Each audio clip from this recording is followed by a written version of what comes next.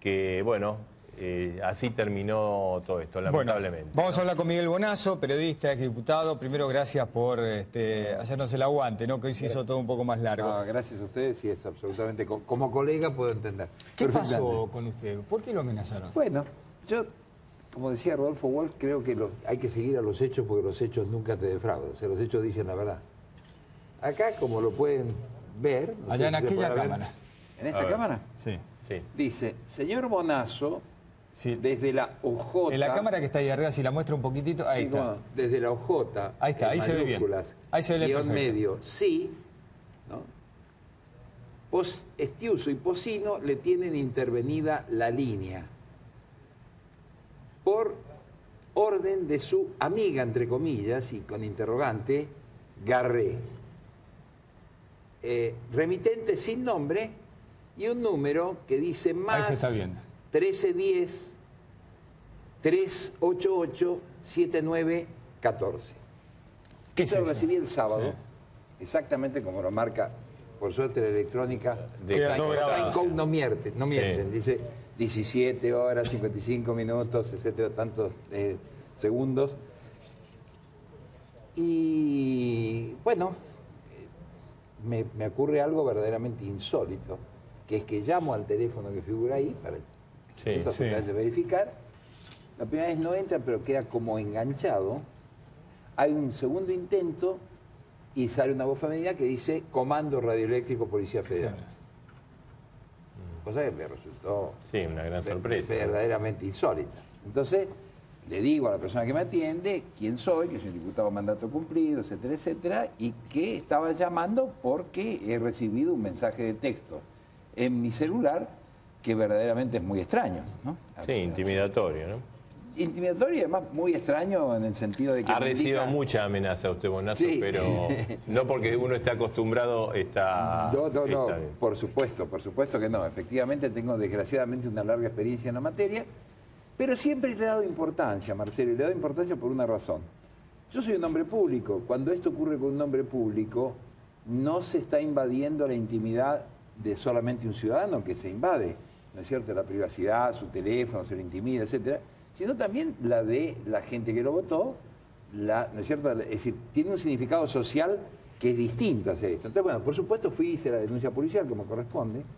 Porque la persona que me atiende me da con el supervisor. Cuando me identifico y digo que soy diputado de mandato cumplido, me pasa, o sea, le da importancia al tema, me pasa con el supervisor me dice, le mando un patrullero ya. Efectivamente, el patrullero a los 5 minutos estaba en mi casa. Me pregunta el oficial que estaba en el patrullero si quiero hacer la denuncia con él ahí mismo o si quiero formalizarla. Como siempre digo, quiero formalizarla.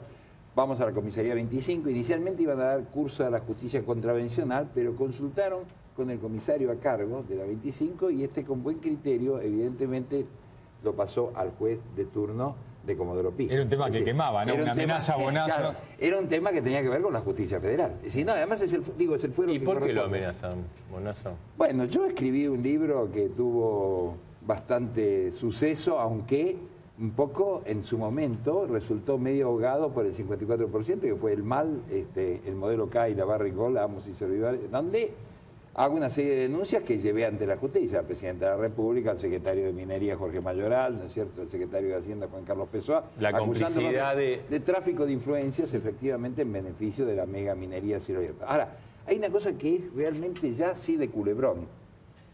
Al día siguiente, o sea, esto fue el sábado, el domingo recibo un llamado a la mañana, que inicialmente no lo contesté, pero me doy cuenta de que había un llamado grabado, que era de Alberto Fernández, ex jefe de gabinete de Néstor Kirchner y de Cristina Kirchner.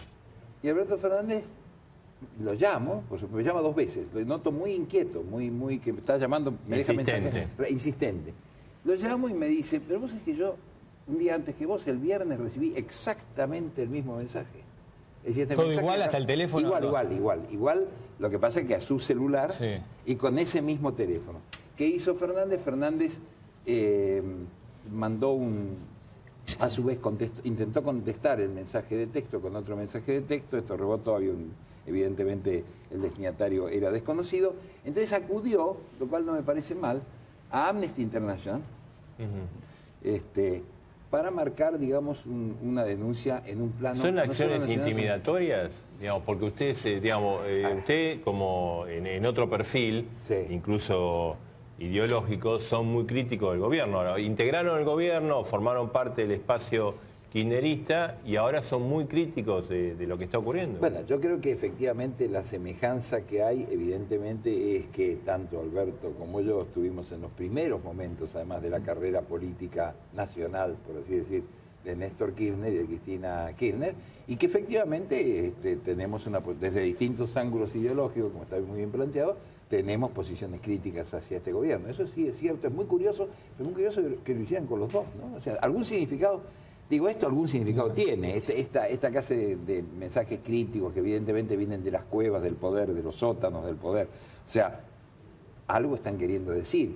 Hay una movida interna, hay una contradicción, digamos, en algún lugar de los servicios que uno no sabe cuál es y lo toman a uno porque saben que justamente por su carácter público puede tener esto resonancia mediática.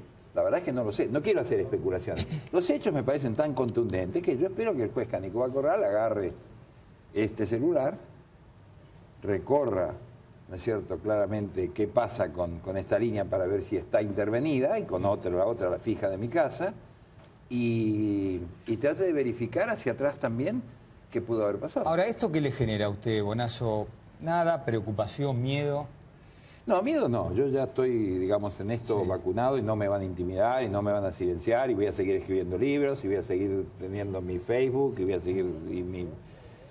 curiosamente, estoy hoy más desamparado, sí, en un sentido profesional que en la época de la dictadura de Lanús. En la época de la dictadura de Lanús yo podía escribir en el diario La Opinión, ¿no es cierto? Y ahora estoy censurado en Página 12, que es el diario que fundé, y bueno, tampoco trabajo en Clarín, digamos, entonces no estoy en ningún lado, estoy en una especie de... ¿Censurado? De Nirvana. Sí, ni me mencionan. Ajá. Ni me mencionan. ¿Pero por qué? ¿Porque es crítico del gobierno? Porque soy crítico del gobierno, porque en un momento determinado colaboré en el diario Crítica, como si no hubiera una libertad de elección, ¿no es cierto?, de colaborar en el medio que uno quiera, cuando salió Crítica, ¿no es cierto?, el diario desaparecido. O sea, digo esto porque en la época de Timerman yo podía trabajar en La Opinión, obviamente yo no tenía la posición política de Timerman, y había una dictadura militar.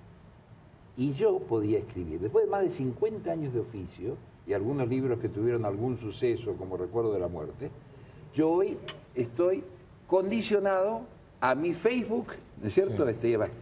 En él he dicho algunas cosas por ahí sobre algunos funcionarios del gobierno, como es lógico, y las seguiré diciendo en la medida en que, justamente por ser un hombre público, hay cosas que no se pueden callar. Es decir, donde creo que hay... ¿Y cómo lo ve al gobierno? ¿Cómo la ve a Cristina ahora? Yo lo veo en una actitud muy peligrosa, conduciendo todo esto a una suerte de debate binario, ¿no es cierto?, de malos, buenos.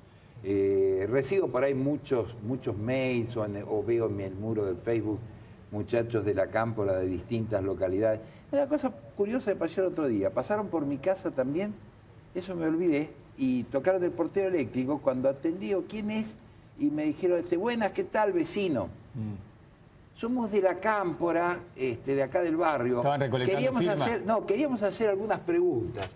Muy interesante, digamos, o sea, de especie de una suerte de... Bueno, me hizo recordar el control territorial. Yo creo que es muy peligrosa esta división binaria de la Argentina. Creo que la Argentina es un país muy complejo, una sociedad muy compleja, con muchísimos matices, que no se resuelven en buenos, malos. Hay cosas que están ocurriendo, vemos recién estos hechos. Me disculpa un segundo, Bonazo, vamos a ver la puerta, precisamente los incidentes en la puerta de Canal 13, acaban de ocurrir, y ahí estamos viendo los destrozos, se rompieron todo, para el que no sabe, el ingreso es todo vidriado. Hace poco vinieron grupos militantes del gobierno, tiraron bombas de estruendo. Hace poco vinieron grupos del kirchnerismo, tiraron bombas de pintura, y hoy, esta noche, vinieron grupos de hinchas de Boca, aparentemente desbordados, y rompieron todos los vidrios. Sí, era el camino de ida y el de vuelta, fue por la puerta de Canal 13. A mí me tocó ver el de ida, Marcelo. Estaban un poco excitados los muchachos, los hinchas de Boca, pero ya te digo, más que algunos insultos y el ataque a un hincha de River que estaba con camiseta, no pasó nada. Ahora la vuelta ya venían con toda la violencia del Obelisco y pasó esto. Y personal de seguridad que están en el canal, que son gente que no está armada para nada, fueron agredidos en la puerta de... Ahí ven los equipos que canal, se utilizan, ¿no? para el control del canal, fueron también destruidos. Lamentablemente lo que era una fiesta popular se transformó en este tipo de cosas. No sabemos si son barra bravas, o sea, las mismas barra bravas que ponderó Cristina Fernández de Kirchner, diciendo que eran muchachos que iban a alentar. O hinchas desbordados por todo un día de... Ahí está la piedra, la piedra que tiraron, rompieron los vidrios, otra piedra, una situación realmente muy violenta. Esto es en la puerta de Canal 13. Ocurrió recién, estamos viendo precisamente cómo quedó todo destrozado. Es un lugar totalmente vidriado. Y bueno, tiraron cascotazos que por suerte no llegaron a pegarle al personal que está ahí atendiendo el ingreso y el egreso de la gente, los invitados al programa Dos Voces y la gente que trabaja en el canal, numerosa gente que está trabajando en este momento. Inclusive, ¿no? La mesa anterior que teníamos de legisladores y dirigentes políticos tuvo que esperar un poco para poder salir con seguridad del canal. Bonazo... Yo les devuelvo la solidaridad y repudio este hecho vandálico, ¿no es cierto? Sea cual sea el origen y sea cual sea la autoría, me parece una barbaridad esta agresión a un medio de comunicación. Y bueno, esto muestra un poco lo que estamos viviendo. ¿Estamos alterados? Muestra una sociedad degradada. Una sociedad degradada efectivamente por muchos años, primero de dictadura militar, después de neoliberalismo, ¿no es cierto?, de opresión de los sectores populares, de humillación de los sectores populares, de gente expulsada del mercado o que se cayó de su clase de un día para el otro. Hemos vivido, ¿no es cierto?, las jornadas del 2001, de diciembre del 2001, están mucho más cerca en la historia de lo que uno cree, ¿no es cierto?, o pudiera suponer, ¿no? Igual del 83 ahora, creo que los tres que vivimos toda esa época, pensamos que, me imagino que estábamos pensando en esa época, que ahora íbamos a tener una Argentina distinta para nuestros hijos, ¿no? Por supuesto, desde luego. Y además tenemos la obligación de tratar de construirla pese a todo, pese a las agresiones, pese a las amenazas. Y eso es justamente la ventaja de realmente el Estado de Derecho. Es decir, la construcción de un real Estado de Derecho supone efectivamente, entre otras cosas, la división de poderes. Esa división de poderes no operó con el caso de la Ley de Glaciares. Sí. La Ley de Glaciares, como ustedes recordarán, no fue cumplida por el Poder Ejecutivo, incluso después de que hubiera una acordada de la Corte Suprema, porque esto no se recuerda, en la cual decía que tenía el Ejecutivo que cumplir la Ley de Glaciares y hacer el inventario. Yo cuando Martín Sabater hablaba de hay que respetar la ley, ¿no es cierto?, en relación a la ley de medios, decía, Macanudo, todas las leyes. Todas las leyes.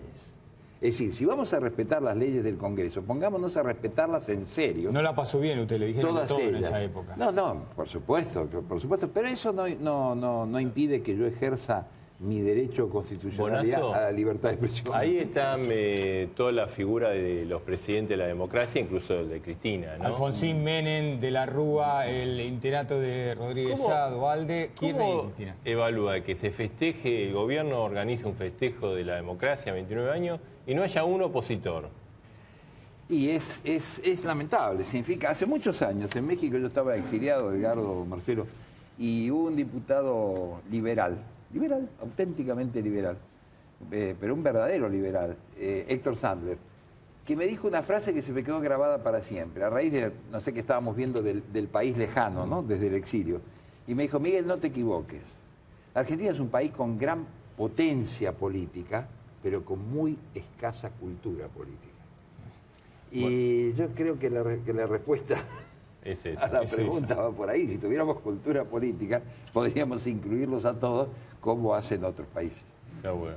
Gracias, Bonazo. No, gracias a ustedes. Y vamos a seguir con esto que nos decía Bonazo, con Gargarela y con Caparrós después de la pausa, ¿no? Así es. Y estamos en vivo. Las imágenes están viendo, las 4 imágenes